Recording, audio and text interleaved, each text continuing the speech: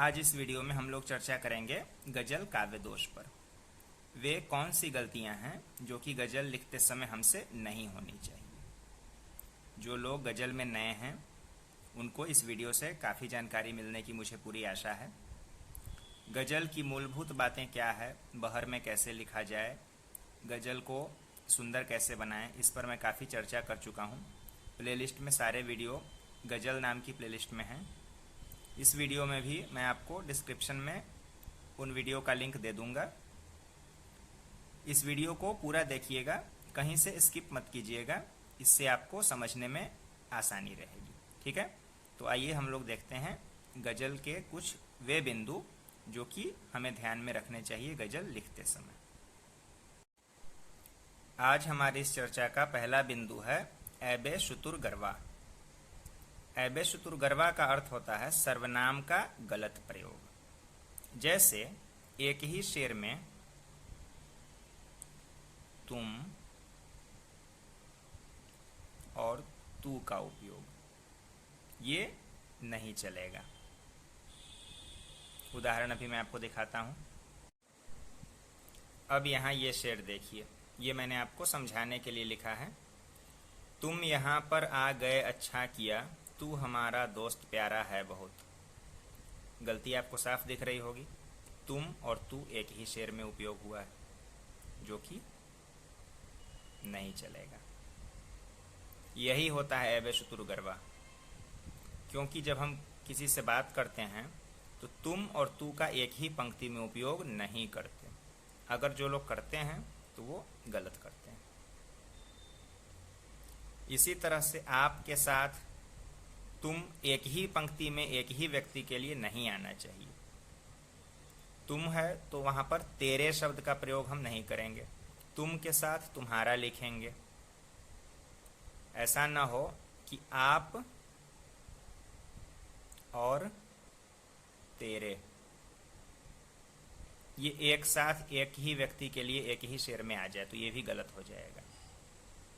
बहर में बिठाने के लिए इस तरह की गलतियां ऐबे शुतुर गरवा कहलाती है।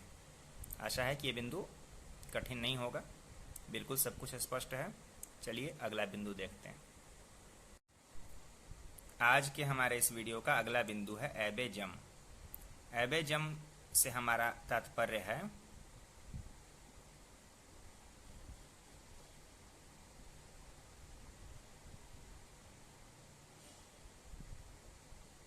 भाषा की तमीज। मतलब गजल के किसी भी शेर में जो भी भाषा हम प्रयोग करते हैं उसका अर्थ किसी गंदे सेंस की ओर नहीं जाना चाहिए।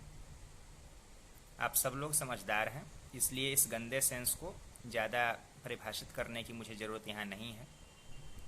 तो किसी भी गलत सेंस या गंदे सेंस की ओर भाषा नहीं जानी चाहिए, उसी को ऐबे जम कहा जाता है।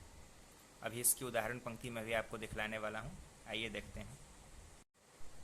इस शेर को देखिए जो मैंने आपको समझाने के लिए, इस उदाहरण को समझाने के लिए लिखा है। ऐबे जम का जो उदाहरण है उसको समझाने के लिए मैंने लिखा है खड़ी मेरी मोहब्बत वो पता देती नहीं। ऐसे तो देखने में ठीक लग रहा होगा, लेकिन इसका एक अर्थ आप लोग खुद समझ रहे हैं, कहने की ज़रूरत नहीं। तो इस तरह की गलतियों को ही ऐबे जम कहा जाता है। भाषा की तमीज खराब नहीं होनी चाहिए। बिल्कुल सीधा सरल बिंदु है। उदाहरण से पूरी तरह आशा है कि मैं अपनी बात को स्पष्ट आप लोगों के सामने कर पा रहा हूं। चलिए अब हम देखते हैं अपना आज का अगला बिंदु। अब देखिए हमारा तीसरा महत्वपूर्ण बिंदु ऐबे हश्व। ये एक ऐसा है ना जो नए लोग ज़्यादातर कर देते हैं। ये गलती अधिकतर नए लोगों से होती रहती है। इसका मतलब है कि हम जिस मीटर में लिख रहे हैं, बहर में लिख रहे हैं, उसको पूरा करने के लिए किसी ऐसे शब्द को वहाँ डाल देना जो कि जरूरी नहीं था, अनावश्यक था। सिर्फ मीटर को पूरा करने के लिए उसमें वो शब्द डाला गया, वही ऐबे हश्व कहलाता है। अभी इसका उदाहरण मैं आपको दिखलाऊंगा। लेकिन उससे पहले इस बात को समझ लीजिए। वैसे शब्द क्या करते हैं कि आपकी जो गज़ल है, आपका जो शेर है, उसको हल्का कर देते हैं, उसकी जो मारक क्षमता है उसको कम कर देते हैं। आइए चलिए हम लोग देखते हैं ऐबे हश्व का उदाहरण। अब इस शेर को देखिए, उदाहरण समझाने के लिए मैंने लिखा है, आप कानों से हुए बहरे, राज दिल के कर लिए गहरे। अब यहाँ देखिए, इस पहली पंक्ति को देखिए, आप कानों से हुए बहरे। क्या गलती आपको इसमें दिख रही है? जिन लोगों ने समझा है बिल्कुल सही समझा है। ये जो शब्द यहाँ पर आया है गलत आया है, अनावश्यक रूप से आया है, सिर्फ मीटर को पूरा करने के लिए आया है।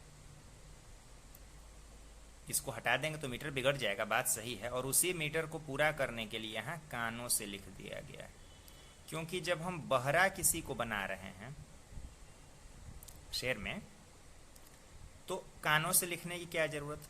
आंखों से बहरा, पैरों से बहरा तो होगा नहीं। बहरा जब भी होगा कानों से ही होगा। अब ये अलग बात है कि ये चीज हमेशा गलत इस तरह के उपयोग नहीं होते हैं।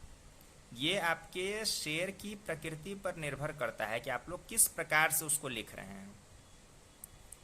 अगर ये पूरी तरह से मीटर को ही सही करने के लिए, मीटर को पूरा करने के लिए लाया गया है, तब ये इस तरह का प्रयोग गलत है। नहीं तो अगर किसी विशेष प्रयोजन से आ रहा है तब वो ठीक है। ऐसा मत समझ लीजिएगा कि ये कानों से बहरे ऐसा लिख दिया तो ये हमेशा गलत नहीं होता है। आपके शब्दों के उपयोग पर यह बात निर्भर करती है कि आप उस शब्द का कैसा उपयोग कर रहे हैं। यहाँ जो उदाहरण दिया गया है इसमें कानों से हुए बहरे सिर्फ मीटर को ही पूरा करने के लिए आया है, इसलिए ये गलत है।